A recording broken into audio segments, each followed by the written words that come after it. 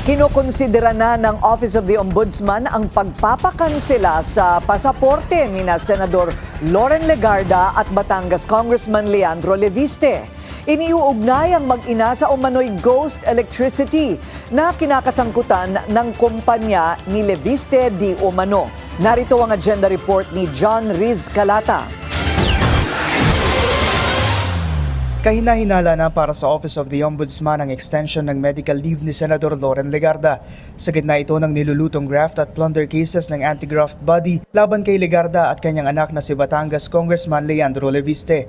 Kaugnay ito ng umano'y ghost electricity na kinasasangkutan ng Solar para sa Bayan Corporation ni Leviste na bigong maibigay ang mga ipinangako nitong deliveries sa ilalim ng nakobrang government contracts. To us, of course, we want to err on the cautious side of things.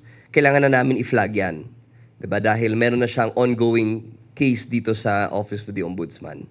Hindi rin inaalis ng Ombudsman ang posibilidad na humingi ng asylum sina Legarda at Leviste na kapwa napaulat na nasa France. The only ground that she would be using to seek for asylum is political persecution. However, everybody sees the facts. Everybody understands kung ano yung naging problema sa ghost electricity.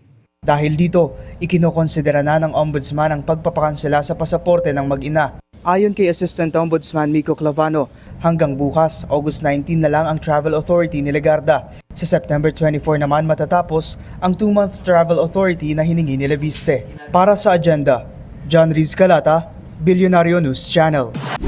Manatiling nakatutok sa Bilyonaryo News Channel. Sumubaybay sa aming social media accounts at mag-subscribe sa aming YouTube channel para sa mga bago at eksklusibong balita.